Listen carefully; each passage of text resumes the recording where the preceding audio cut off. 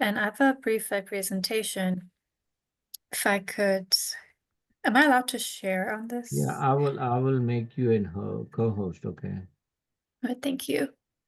So I work for the organization Emgage Action Texas, as well as Emgage. It's part of a family of organizations that are dedicated to empowering, mobilizing the Muslim American, AAPI, and BAMEMSA, like Arab, South Asian, Middle Eastern communities. But we definitely work in partnership with the other organizations that are dedicated to advancing minority rights, civil rights, and our national team especially works on human rights issues at the federal level.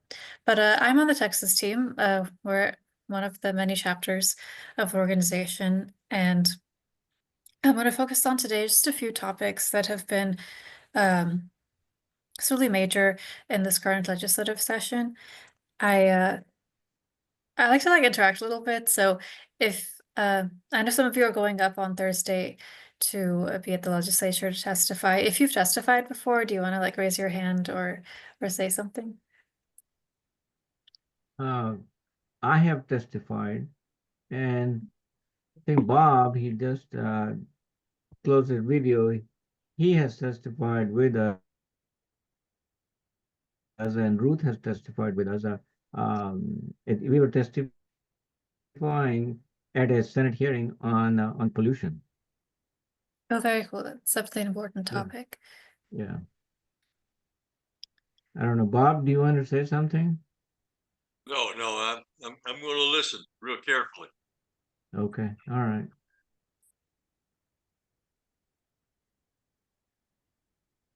Yeah, I should be better at using Zoom given how many years after the Zoom era and COVID this is, but can everyone see my, sorry, one second. Um, can everyone see my screen? I can. Yeah. Yeah, we can. Okay, Yeah, great. There you perfect. go. Good. So I just went over that. Oh, and I'm here on behalf of our C4. We also have a C3 that does nonpartisan work as well. I'll just do a very brief overview of the legislature. You may not need it, but we have, just like Congress, we have two chambers. We have 150 people in the House. We have 31 people in the Senate. Senators representing more people, and they're elected for 4 years. Our House members are up every 2 years, so it's a little bit easier to put pressure on them sometimes because they're up for election every time there's a midterm. We have 63 days, I believe, left in the legislature. We started technically on January 14, 6 days before Trump's inauguration, but really the leg session starts a while before. People are always having meetings the year before.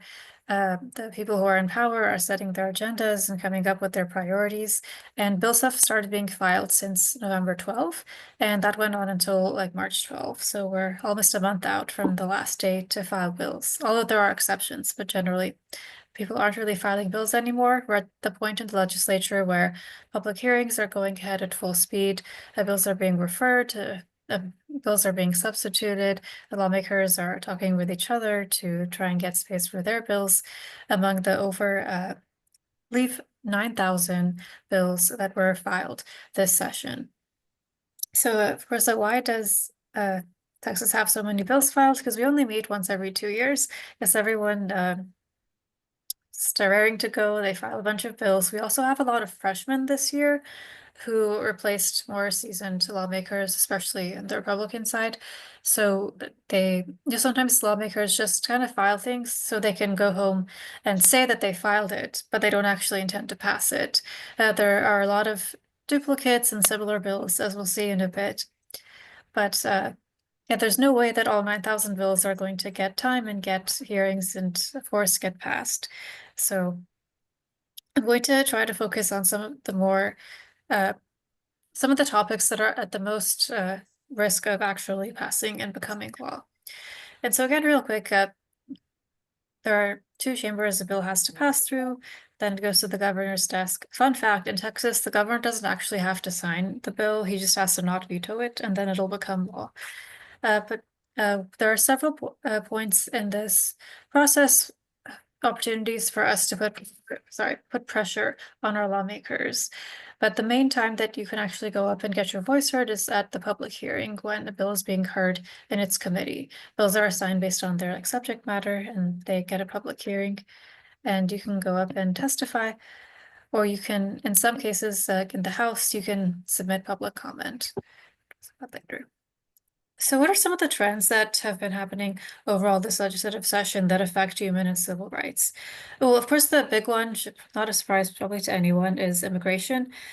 We're in Texas, it's always a big issue, but especially this session, there's been a big push to increase state involvement in immigration enforcement and move in kind of lockstep with the federal government on that and generally make our state less hospitable to immigrants. And that includes not just getting more involved in actual enforcement, but also changing Texas law to roll back rights that for a long time have been understood to be held by people who are part of the immigrant community.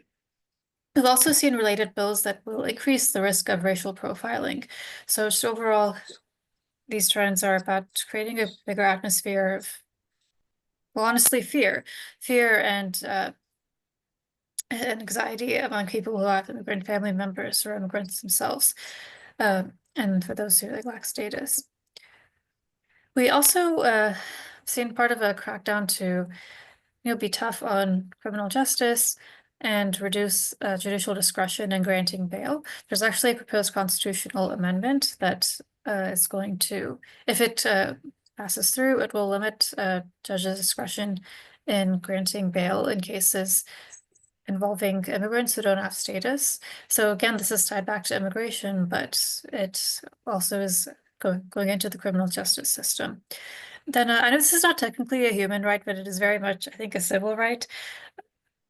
Always in Texas, pretty much every session in Texas, restricting voting rights is part of what happens. A few years ago in 2021, we had this omnibus voter bill that was basically a voter suppression bill, as called SB1 at the time, that passed. I don't know if y'all were watching or happen to remember, that was the session where all the Democratic lawmakers walked out and flew to DC.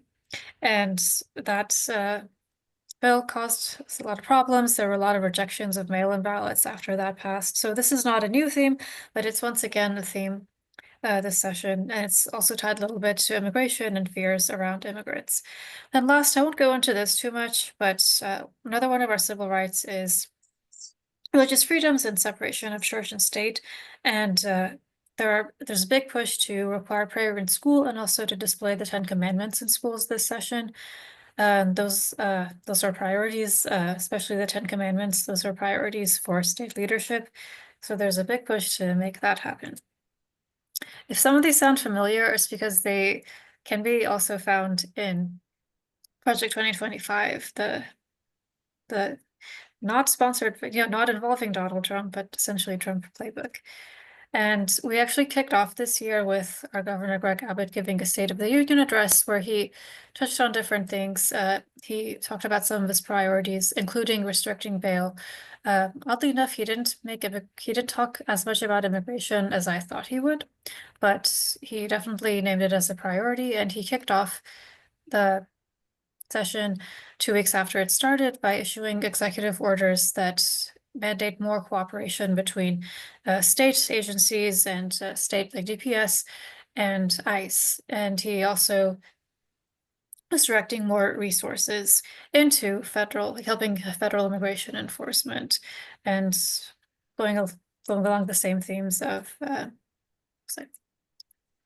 will let you admit that first, but going along the same themes of cracking down on immigration that we've seen at the federal level, the governor kicked it off with this slew of executive orders that were so confusing that even attorneys weren't sure what their impact was supposed to be or how agencies were supposed to implement them at first. Going back to the actual Texas legislature, the governor is one of the big three in Texas. He's not actually a member of the legislature, of course, but he still has a lot of influence and sets priorities. And our lieutenant governor leads the Senate. Texas is very unique among other U.S. states and how much power the lieutenant governor has, but that's the system we have. The lieutenant governor is elected separately, and he has been leading the Senate for a long time. He also published his list of 25 priorities that range from everything from the 10 Commandments to banning THC to immigration-related things. So that's that's as it is.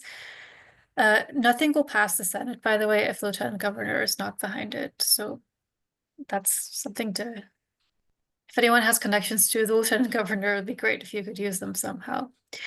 But those are two of the big three. The third person in the big three is Speaker of the House, who's just elected this term, Dustin Burrows. He's been in the House for a while, but this is his first term as Speaker. And he is the only one out of the three who's not elected statewide. He's elected by the members of the House.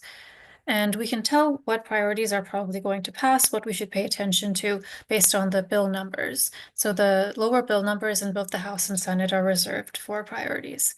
And again, I know a lot of you maybe already know this, but I wanted to review it anyway, just to set the stage.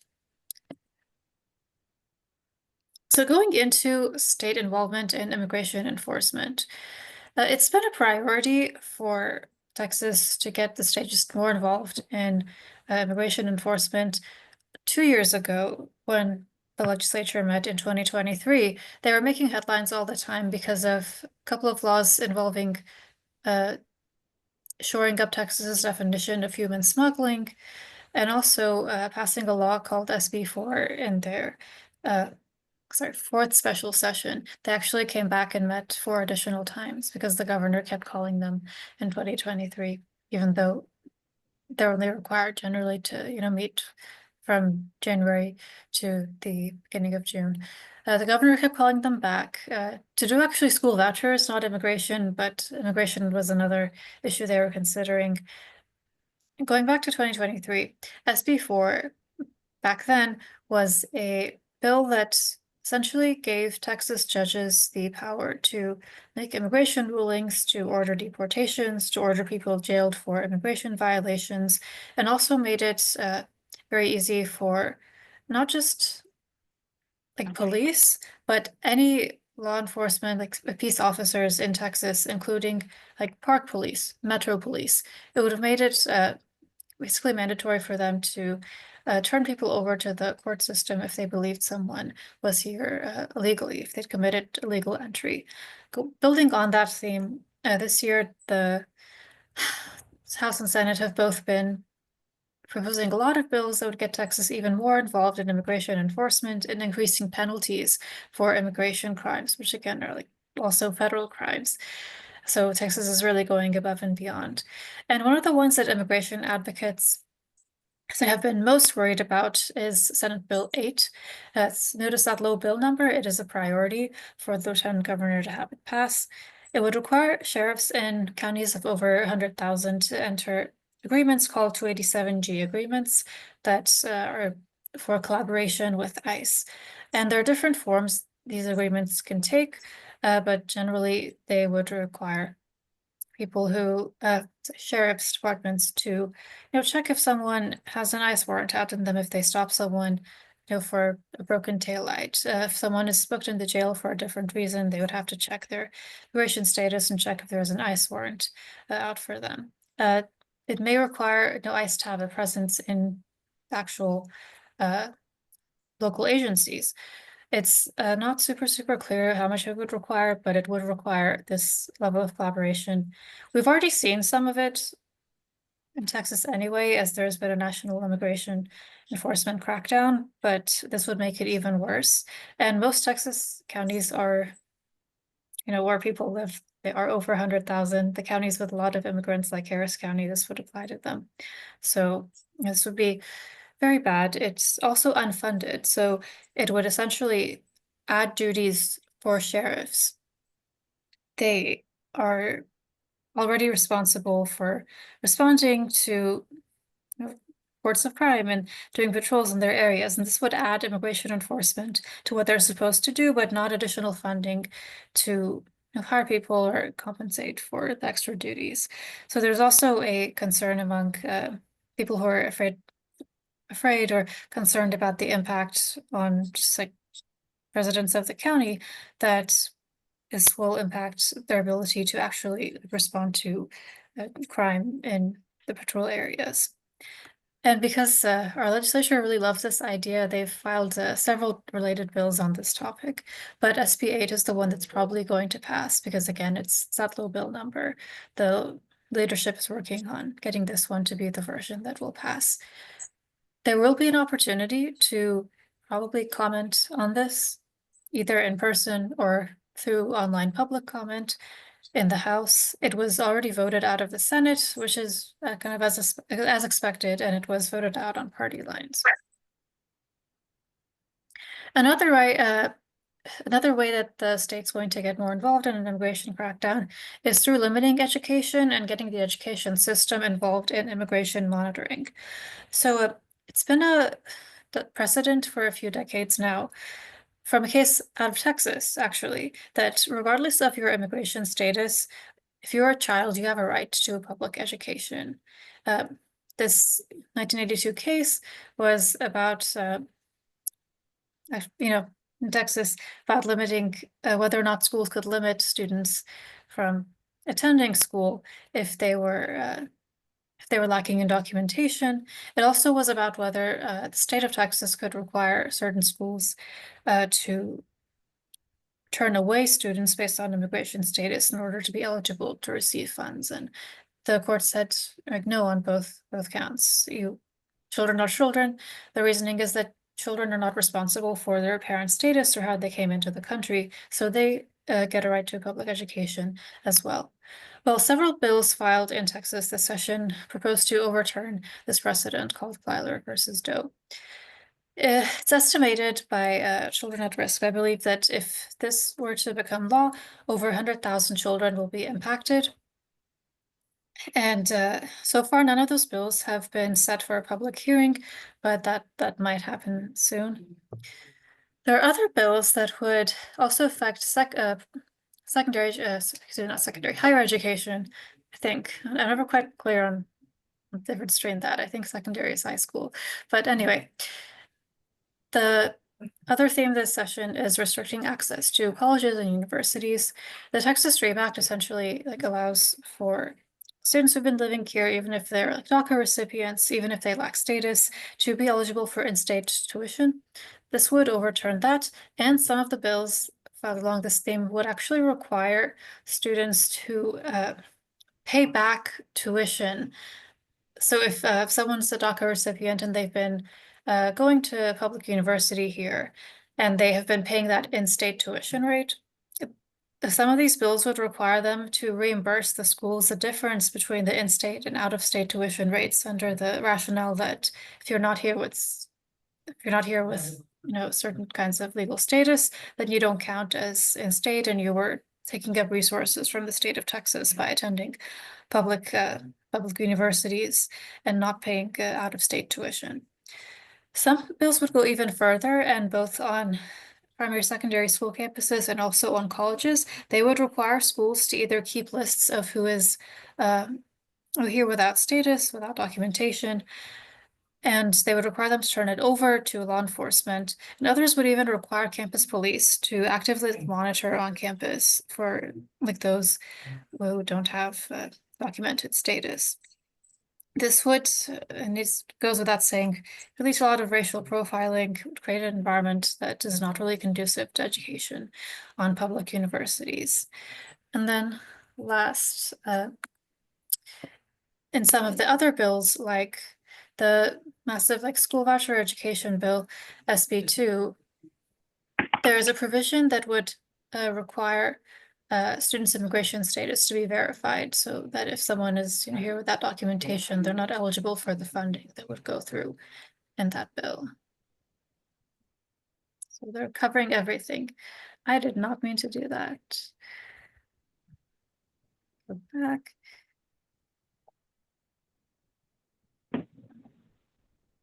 I've already shown you I can't use Zoom, and now you know that I can't use Canva very well either. Sure. And then moving forward on the topic of racial profiling, I talked a bit about SB4 earlier, the one that passed in 2023.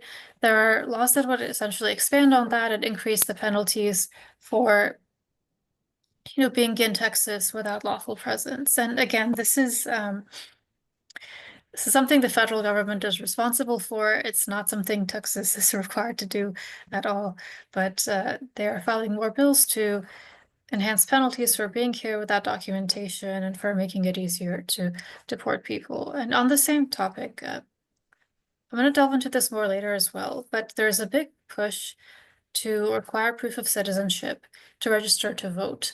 And that idea is being pushed forward at the federal level. I don't know if y'all have seen stuff about the SAVE Act in the news, deceptively named. It's not saving much of anything, but it would require people to have proof of citizenship in order to register to vote.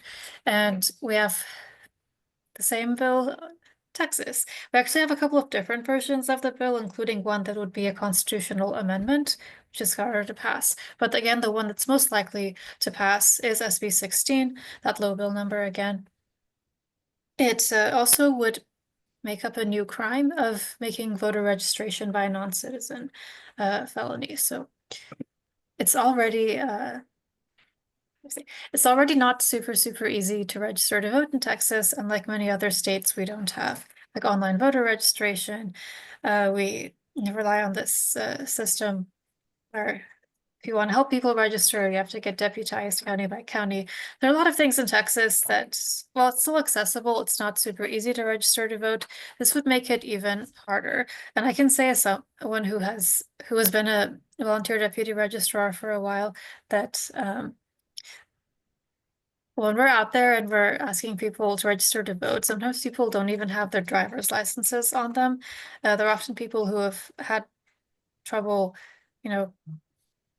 figuring out if they can register online or not, because there's this online form you can fill out, but you're supposed to print it out. You're not supposed to, you can't email it. You can't submit it online. There's like already enough voter confusion out here, and generally people are very conscientious about like not registering if they're not a citizen. Right now it's the crime to vote if you're not registered, but SB 16 would go above and beyond and make it a crime to just register. And it is just one of those bills that is based on the idea that there are people here illegally, people here without status, and we need to stop them because they're like voting and influencing our elections. So again, it goes back to this idea that we have too many people without status here, and our government needs to do something and make people like more concerned about doing basic things like registering to vote. Sorry, I kind of rambled there a bit, but I'm very passionate about voting and voting rights. We also have bills proposed that seem like they would make sense or they seem innocuous, but also will probably lead to increased risks of racial profiling. There are a few bills, but the one most likely to pass has already been heard. It's called SB 964. It would make a different orientation for driver's licenses issued to non-citizens. The cards once issued would just say in like block letters like non-citizen on them. And again, like if we're thinking about what happens during like a routine traffic stop, just what's happening across the country of people being denied due process, is that going to happen? This kind of bill is going to increase the risk of racial profiling. And then one of the issues that Emgage has actually been very invested in working on, both in this session and in 2023, when this issue first started coming up, is a set of bills called alien land laws. We call them that because they're very much in the tradition of laws that restricted land ownership simply based on like national origin and race, especially for East Asian immigrants like the Chinese, Japanese. We are kind of seeing them again. This time in 2025, the bills are more tailored, but they are still pretty bad, and we are opposing them on the principle that your like rights to buy a house should not be based on where you come from and your immigration background. These bills would limit property rights based on your coming from a country of origin that is either on the National Threat Assessment list or on the list the governor is coming up with. And so right now, the countries on that list are mostly in Asia. They're all in Asia, but not all of them are considered Asian countries. It's North Korea, Russia, China, and Iran.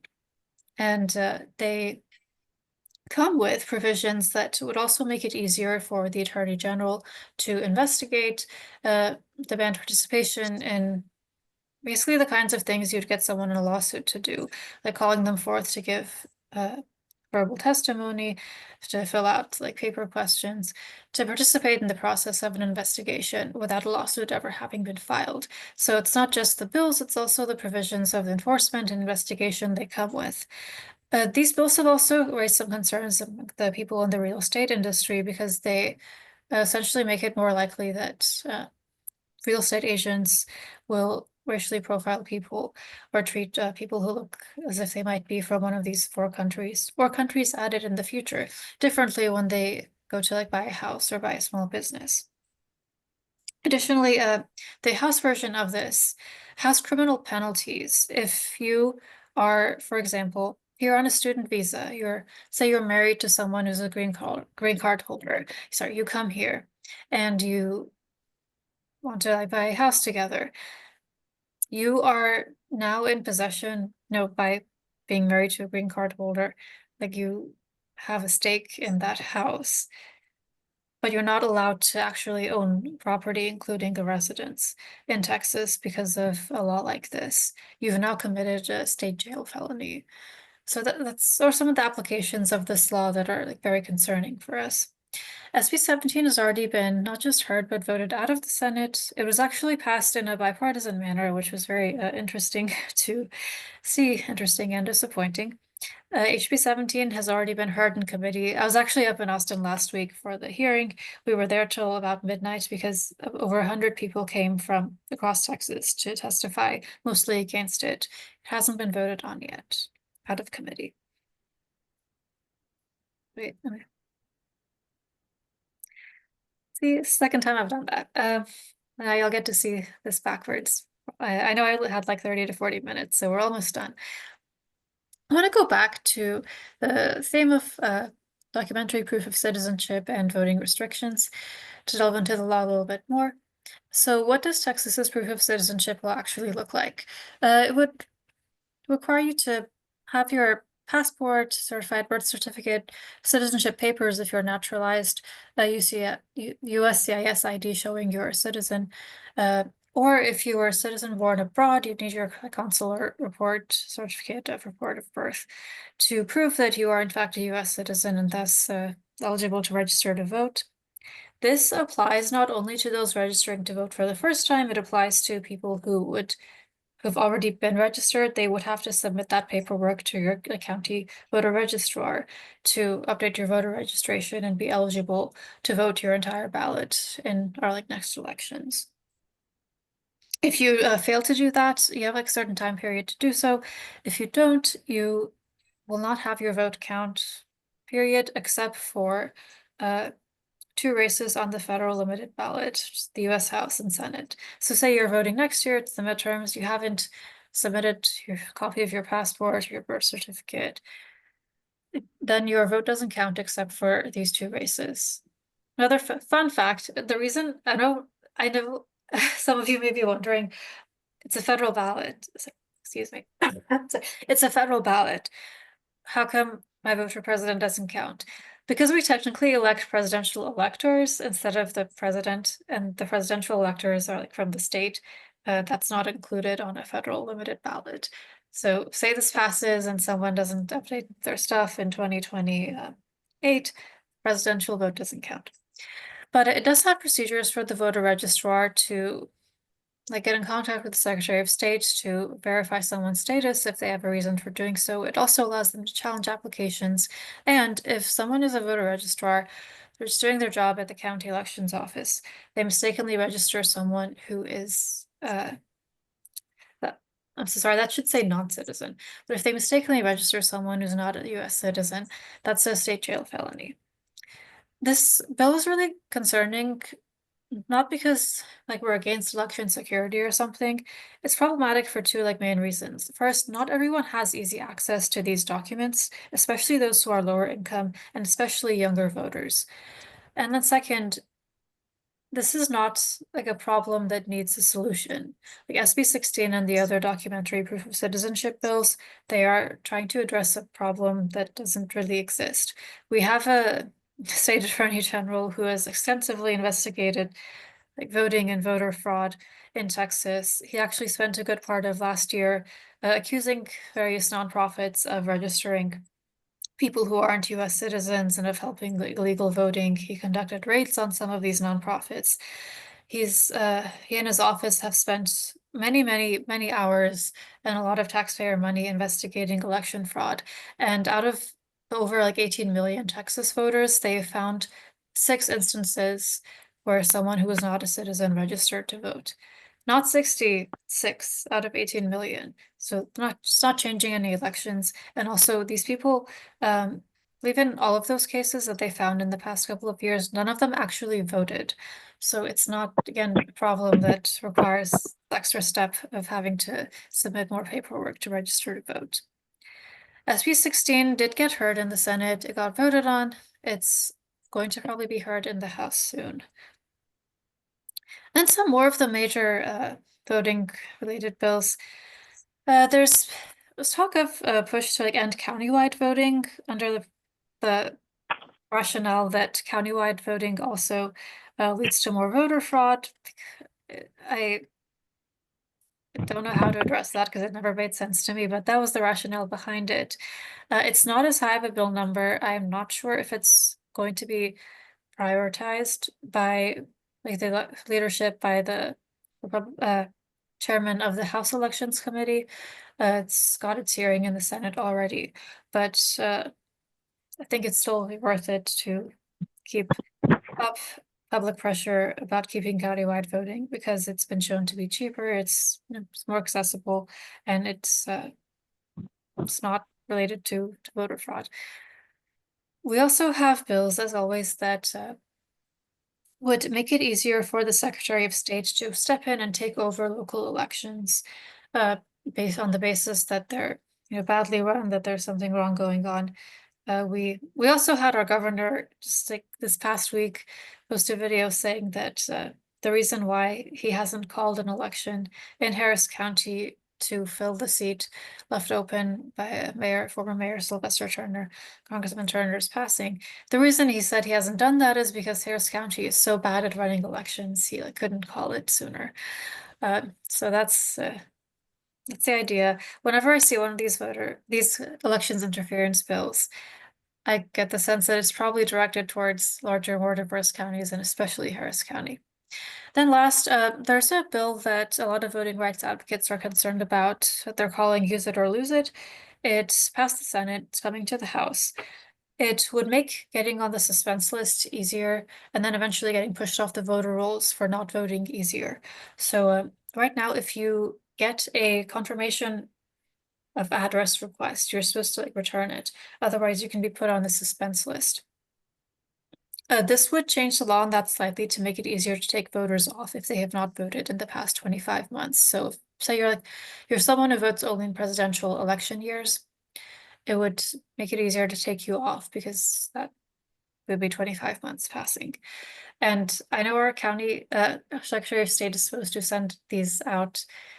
I don't think they always follow the process for sending them out before they take people off the voter rolls, but that's just kind of what I've heard from voters who've been very surprised to find that they're on the suspense list or that they're no longer they can no longer find themselves on the list of registered voters.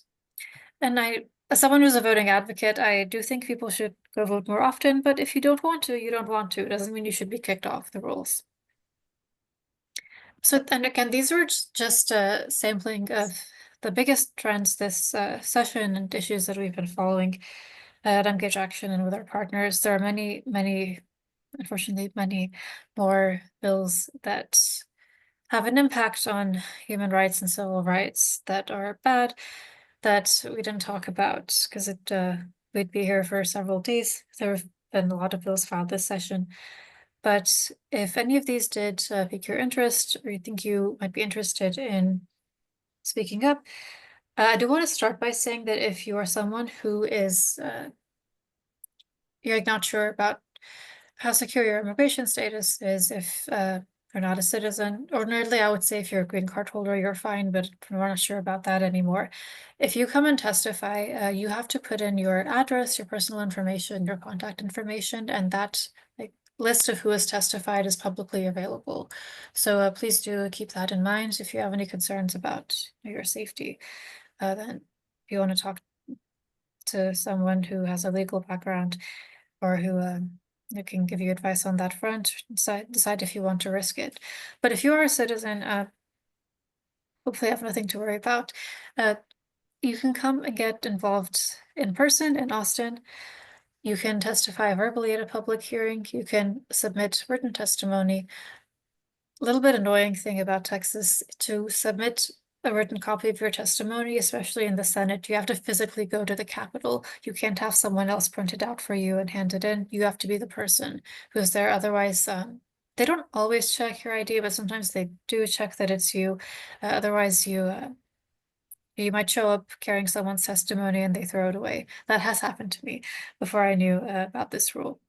You can also, if you don't want to give testimony, you just want to make your position known, you can drop a card. You can also visit your lawmakers in person.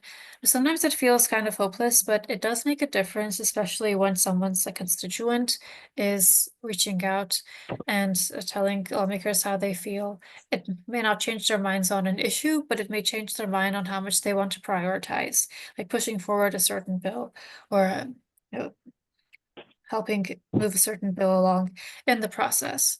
And lawmakers also do sometimes, they do actually make amendments to their bills.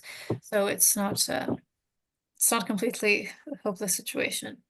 And then from anywhere in Texas, you can do the same thing to keep up the pressure. You can call and email your reps and senators, encourage other people to do the same. And especially keep in mind that I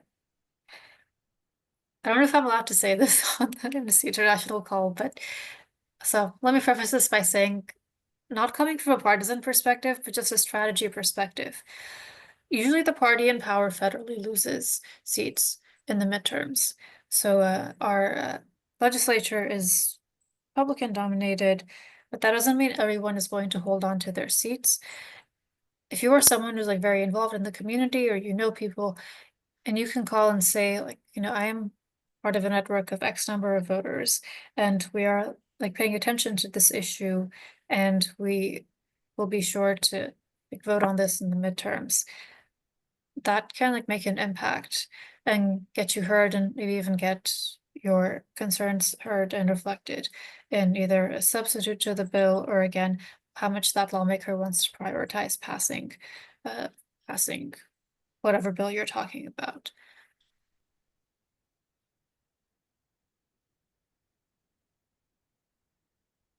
And then if you're following where you want to give testimony and what committees you want to follow, you can follow our social media, Emgage, as well as that of some of our partners. We will typically announce it when public hearing is going on one of our priority bills. But in general, if you're thinking about issues affecting immigrants' rights, human rights, civil rights, they're going to be in Homeland Security in the House, Public and Higher Ed, Criminal Justice, State Affairs, which is kind of like catch-all committee, then of course elections for voting bills. The Senate does not have an elections committee. The elections-related bills are typically heard by State Affairs, but there's that committee to follow border security, again, education, K through 16, and criminal justice. So there are a lot of committees in the Senate and House, but not all of them are going to hear the issues that we care about. So what are we expecting to come up and happen soon? If you want to advocate, what should your focus be on? Again, that documentary proof of citizenship bill, it's going to make voting more complicated. Interestingly enough, it might end up impacting Republican voters as well, and this bill is being pushed pretty much only by one party. How's that going to play out? I'm not sure, but it's probably going to get heard in the House soon. It's also, so SB8. SB8 is also going to probably be heard in the House soon. It's already passed in the Senate. Again, maybe we can't stop this bill entirely, but by providing pushback, making it a big issue. Maybe it gets delayed a bit, maybe it gets amended. And last, the voter purge bill is also making its way, getting referred to the House. It passed out in the Senate already. So we're expecting these to be heard. We're also expecting some of the bills about ending the right to public education based on immigration status. We're expecting that to get heard soon, but none of the bills we've been looking at have actually been scheduled for public hearing yet. But if yeah, you'd like to, I can provide some information on staying in touch with us or other organizations. And then so I didn't think about this fully. If you have any youth in your network, we have a couple of spots left on a bus to Austin this Wednesday. I know it's very short notice, but if you do know someone, especially someone who's a student, college student, has a flexible schedule, we have not a lot of space, but a couple of seats left. We provide the meals, and we will be advocating on issues with groups of youth and students, especially high school and college students, on immigrants' rights, voting rights, and environmental justice, as well as education. So that's happening on Wednesday. And then I wasn't able to get a flyer in time, but we are also going to advocate on voting rights on a separate day later in April, on April 23rd. And I can get that information over if, yeah, you all are interested. I did talk a lot, so I hope I didn't bore anyone, but I will hand it back to Brother Mohammed. Hey, Niloufar, thank you so much. Now, folks, this is the Q&A session. So if you have a question, unmute yourself and ask your question, and Niloufar will respond. So go ahead. All right, who's gonna go first? Bob, where are you?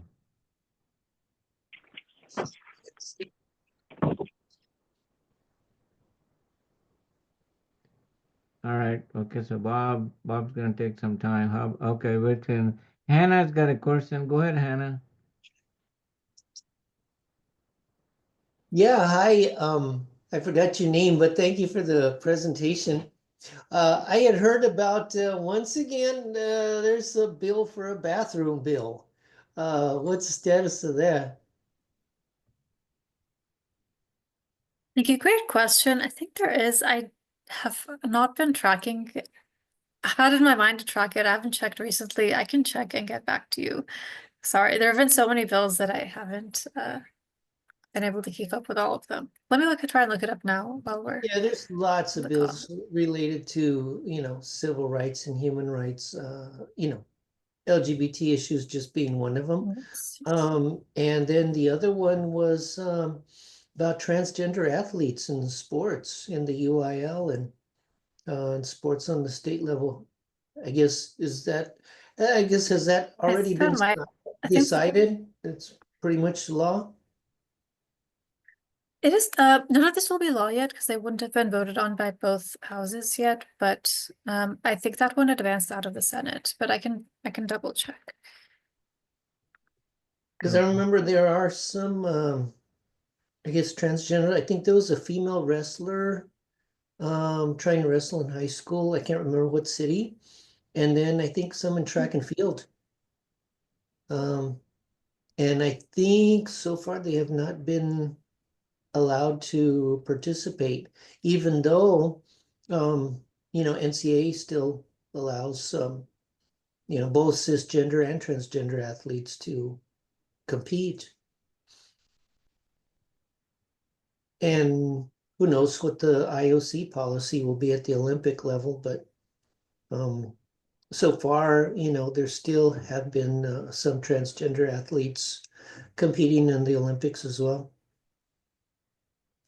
So I'm just curious, being both transgender and an athlete myself, I've competed at various levels.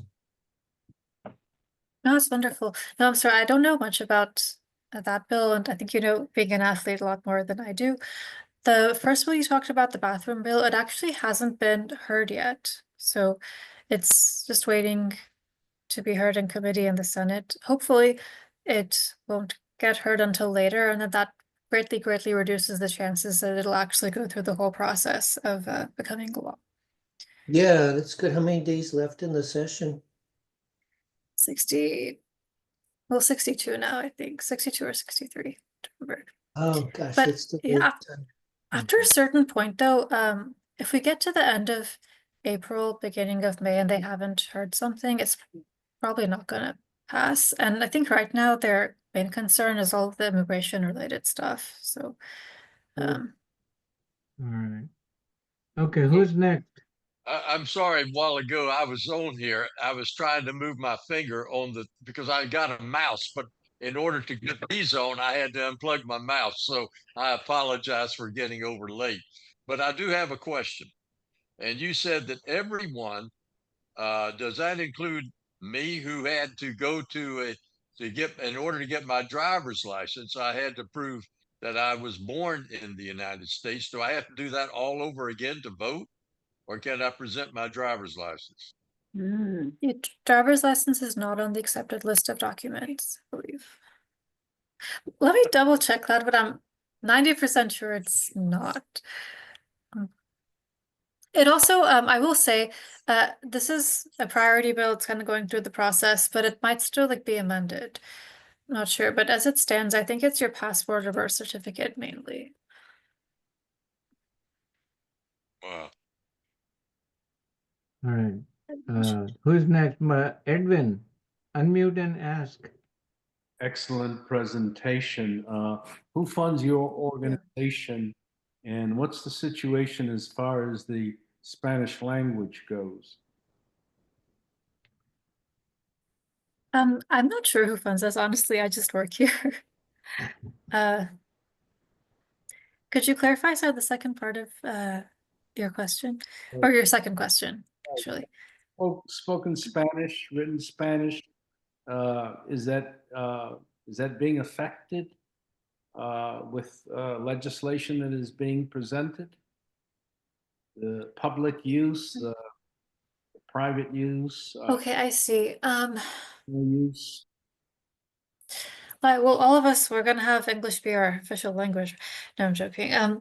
But I'm not sure. I would say that I haven't seen any specific bills that, for example, say like you can't speak Spanish in school or what have you, but this is all part of a risk assessment, right? So if you're driving again, you're stopped and you think that you're going to be profiled if you speak Spanish.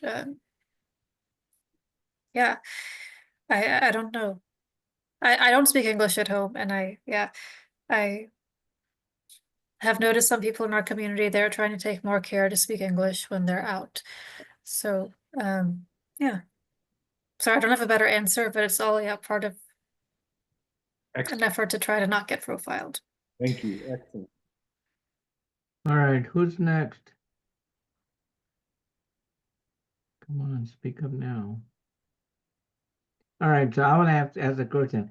I know there's others too here who do voter registration. Okay, so in one of your charts, you said that as a voter registrar, if I register a non-citizen, I can go to jail. Is that correct? Yes, maybe. Not 100% sure. The language in the bill goes back and forth between volunteer deputy registrar and voter registrar. That part about going to jail is for voter registrars, so I think that's more like direct county employees or Secretary of State's employees. But what is ambiguous upon reading the bill is actually what happens if you're a volunteer registrar and you register someone. The thing that this bill does is actually, and sorry, I'm actually looking at it again to answer a previous question. That was Mr. I think Bob. You cannot use your driver's license to register. You'd have to use your passport or birth certificate. If you are a volunteer, not like county employee, just a volunteer registrar, you actually will not be able to register people on the spot anymore. You can help them with part of the paperwork and then give them a notice about what they need to do to submit their documentation, and they will have to complete that by themselves. So the whole process we have in place right now, where you can actually go in and turn someone's form for them and it moves ahead, is not going to happen anymore. So I think maybe the answer to your question is that, and keep in mind that I have a law license, that I'm not actually a practicing attorney. My answer to that question right now, based on how the bill currently is written, is that you won't have the power to actually register anyone anymore. They will have to go complete the registration process themselves. So I don't think the felony will apply to you. It just means that registering people in the community in general will just get harder. Does anybody else have any questions? Okay. Well, Niloufar, thank you so much for this wonderful, wonderful presentation. And if any of you folks want to have a copy of this presentation, I'll try to be nice to Niloufar and try to get a copy from her and share it with you all. Okay. And Happy to. And thank you so much. And well, we got Ruth saying thank you to everyone. And just remember the next event is the trip to Austin on April 10th. If you are interested in joining us on the bus trip, it's fully paid for. Meals are included. April 10th, and if you want, I can share again the link for you to register. You would start at I think like 7 a.m. or 7:30 a.m. and get to Austin by 10 o'clock or so, and we'll be there all day and come back by 6 p.m. So let me know. And Bob, do you have anything to add? Okay. All right, guys. Thank you so much. And our next meeting will be on May 5th. And Councilmember Leticia Plummer is the keynote speaker talking about environmental injustice in the 5th Ward. Thank you. Thank you all so much. Thank you. Bye-bye.